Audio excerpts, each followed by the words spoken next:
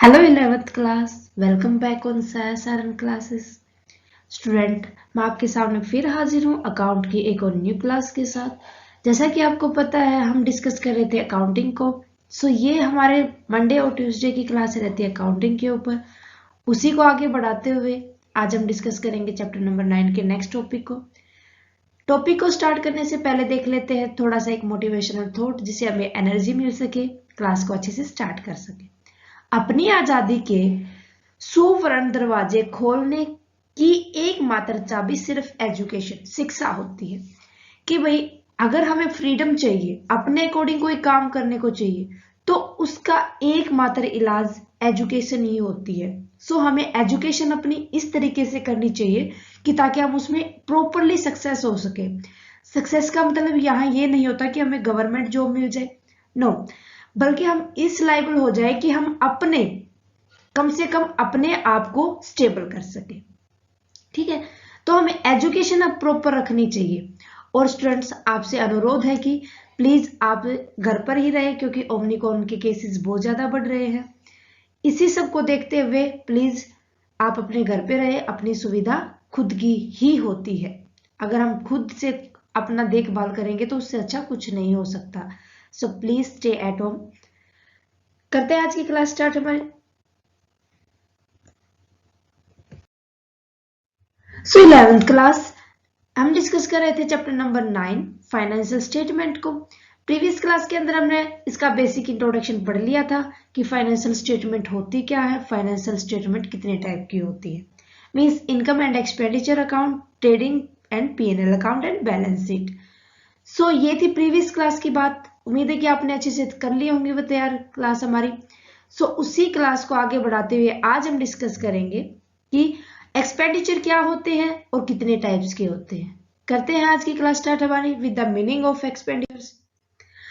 अगर मैं एक बार ब्रीफली आपको बता देती हूँ कि एक्सपेंडिचर होते कितने टाइप के हैं, फिर इसको अच्छे से डिस्कस करते हैं। मेनली हमारे 2 टाइप के होते हैं, revenue expenditure, capital expenditure. Revenue expenditure के अंदर हम पढ़ेंगे कि कौन कौन से एक्सपेंडिचर आते हैं और उनका बेनिफिट कितने टाइम के लिए होता है। जितने भी रिवेन्यू एक्सपेंडिचर होते हैं उनका बेनिफिट हमें विद इन 1 ईयर ही मिलता है। और जो हमारे कैपिटल एक्सपेंडिचर होते लॉन्ग टर्म के लिए हैं, कि ये नहीं कि हम बार बार करते हैं इन एक्सपेंडिचर को, नहीं, लॉन्ग टर्म के लिए करते हैं। उनका बेनिफिट भी हमें आफ्टर लॉन्ग टर्म ही मिलता है। ठीक है, देखो भी। Meaning of expenditure, meaning of expenditure के अंदर आ जाएगा मीनिंग कि जब कोई भी ऐसी पेमेंट जो हमारे एग्जिस्टिंग लाइबिलिटीज है, मीन्स अगर हमारे बिजनेस की कोई भी लाइबिलिटी हमने पे की है तो वो एक्सपेंडिचर नहीं कहलाएगी, बल्कि उससे अलावा अगर हम जो भी पेमेंट करते हैं सेटलमेंट के लिए तो वो कहलाएगी हमारे एक्सपेंडिचर ऑफ बिजनेस या organisation. Whenever there is a payment made for other than settling the existing liabilities, it is called expenditure। भाई लाइबिलिटी पे करने से छोड़ के जितने भी हम एक्सपेंडिचर मतलब जो भी पेमेंट करते हैं वो एक्सपेंडिचर कहलाती है। खाली बस यही रखना, अगर कुछ भी पे करेंगे कोई भी, ये मान लो कि हमारे बिजनेस के लिए कि बस लाइबिलिटीज को हमें हटा देना है, लाइबिलिटीज को छोड़ के जो पेमेंट करेंगे वो हमारा एक्सपेंडिचर है। On the basis of nature of this payment, expenditure are classified।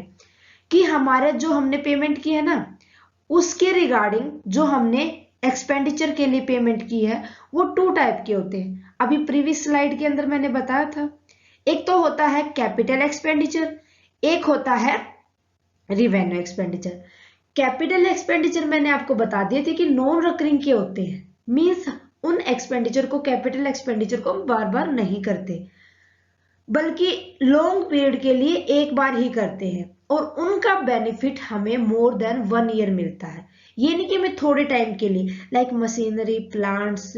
मान लो हमने घर बनाया है, घर बनाते हम ये तो नहीं बनाते कि हर साल उस घर को चेंज करते रहेंगे, नहीं, घर एक बार बना लिया वो लगभग हमारा 10 साल तो चलता ही है। बस टूट फूट की अलग बात है अगर हम उसमें लगाते हैं तो, वरना जो हमने अपना घर बनाया वो कैपिटल एक्सपेंडिचर कहलाता है।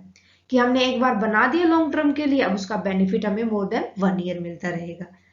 सो ऐसे खर्चे, ऐसे एक्सपेंडिचर जो हम बार बार न करके एक बार लॉन्ग पीरियड के लिए करते हैं, वो कैपिटल एक्सपेंडिचर कहलाते हैं।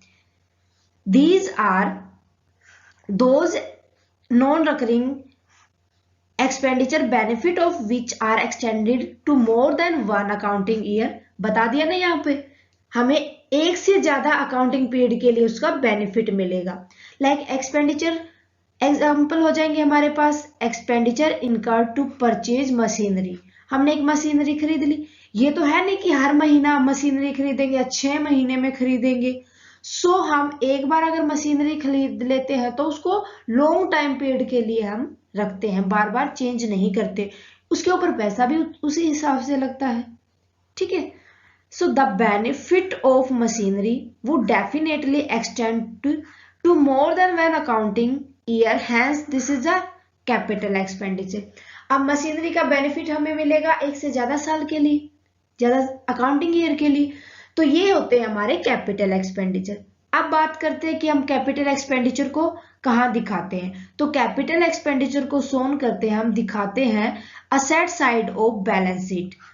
जब हम बैलेंस शीट तैयार करते हैं last date of the year of accounting year, तो जब हम उनको असेट साइड पर कैपिटल एक्सपेंडिचर को दिखाते हैं। ओके, क्योंकि देखो अभी इसके अंदर एग्जांपल में हमने बताया है कि मशीनरी खरीदी है। मशीनरी क्या होती है, हमारी असेट्स होती है, तो हम उसको बैलेंस शीट की असेट साइड में दिखाते हैं। ओके, इसी तरीके से कोई भी आप ले लो, बिल्डिंग ले लो, कोई भी ऐसी असेट्स जो आप लॉन्ग पीरियड के लिए खरीदते हो। ओके, अब नेक्स्ट देखते हैं रिवेन्यू एक्सपेंडिचर। रिवेन्यू एक्सपेंडिचर ऐसे एक्सपेंडिचर होते हैं जो रिकरिंग नेचर के होते हैं, मींस जो हमें बार बार करने पड़ते हैं। सो ये स्मूथ किस लिए किए जाते हैं, ताकि हम अपने बिजनेस को स्मूथली कंडक्ट कर सके, चला सके। इनका बेनिफिट हमें 1 ईयर से ज्यादा एक्सटेंड नहीं होता, विद इन 1 ईयर ही इसका बेनिफिट हम ले पाते हैं। हो सकता है कई बार ज्यादा हो सकता है, लेकिन वो एक्सेप्शनल केस होते हैं। नॉर्मली अगर हम इसको पढ़ते हैं तो इसका बेनिफिट हमें ओनली 1 अकाउंटिंग ईयर ही मिलता है। इसके अंदर आ जाते हैं, मान लो हमने कोई भी रेंट वगैरह पे कर दिया, सैलरी दे दी अपने एम्प्लॉयज को, या जो एडवर्टाइजमेंट करते हैं उसके ऊपर हमने एक्सपेंसेस कर दिए, तो ये सारे के सारे जो रिकरिंग नेचर के एक्सपेंडिचर होते हैं वो रिवेन्यू एक्सपेंडिचर कहलाते हैं। There are those recurring expenditure that are incurred for smooth conduct of the business। किसके लिए करते हैं हम ये एक्सपेंडिचर, ताकि स्मूथली हमारा बिजनेस अच्छे से चले। Benefit of which are extended to only 1 accounting year. अब इनका बेनिफिट हमें मिलेगा केवल एक अकाउंटिंग ईयर के लिए। एग्जाम्पल हो जाएगा, मान लो हमने अपने एम्प्लॉयज को सैलरी पे कर दी या एडवर्टाइजमेंट पे पैसे लगा दिए। सो ये सारे के सारे रिवेन्यू एक्सपेंडिचर होते हैं। इनको दिखाते हैं हम debit side of P&L account and trading account. क्यों दिखाते हैं, क्योंकि ये रिकरिंग नेचर के हमारे एक्सपेंसेस होते हैं, एक बिजनेस के लिए खर्चा होता है, तो खर्चे को हम दिखाते हैं debit side of P&L and trading account, ताकि हम इन खर्चे को बिजनेस के अंदर से जो इनकम होती है उसमें से घटा के हम अपना नेट प्रॉफिट और ग्रोस प्रॉफिट फाइंड आउट कर सके। सो मेरे ख्याल से क्लियर है कि एक्सपेंडिचर होते क्या हैं, कितने टाइप के होते हैं। उम्मीद है कि आपको अच्छे से समझ आ गया होगा एक्सपेंडिचर्स का। एक और होता है हमारा डेफर्ड एक्सपेंडिचर। डेफर्ड एक्सपेंडिचर भी किस टाइप के होते हैं, हमारे रिकरिंग नेचर के होते हैं, जो हमें ये इतने रिकरिंग नेचर के होते हैं जो हमें बार बार करने पड़ते हैं, जिनका हमें बेनिफिट उसी टाइम पे चाहिए होता है। तो एक और मैंने इसमें स्लाइड में डालना भूल गई, थर्ड टाइप होती है डेफर्ड एक्सपेंडिचर। ठीक है, ये भी क्या होते हैं, रिकरिंग नेचर के एक्सपेंडिचर होते हैं जो हमें बार बार करने पड़ते हैं ताकि हम उसका बेनिफिट ले सके। किसके लिए, ये भी किसी भी बिजनेस को स्मूथली कंडक्ट करने के लिए किए जाते हैं। क्लियर है। सो ये थे हमारे एक्सपेंडिचर। उम्मीद है कि आपको अच्छे से समझ आ गए होंगे स्टूडेंट। आज के लिए बस इतना ही, मिलते हैं नेक्स्ट क्लास में नेक्स्ट टॉपिक के साथ। आने वाली क्लास को मिस ना करें, आज वाली क्लास को अच्छे से क्लियर कर ले। फिर भी स्टूडेंट अगर आपको कोई भी डाउट है तो आप हमें कमेंट करके बताएं, जितना जल्दी पॉसिबल होगा आपके डाउट को क्लियर किया जाएगा। और क्लास कैसी लगी वो भी आप हमें कमेंट करके बताएं। अच्छी लगे तो प्लीज लाइक और अदर स्टूडेंट्स के साथ शेयर करना ना भूलें। और स्टूडेंट अगर आपने अभी तक सारा क्लासेस को सब्सक्राइब नहीं किया है तो प्लीज सब्सक्राइब कर लें, साथ के साथ बेल आइकन को दबा लें ताकि आने वाली क्लास की नोटिफिकेशन आपको प्रॉपरली मिलती रहे। थैंक यू स्टूडेंट, मिलते हैं नेक्स्ट क्लास में।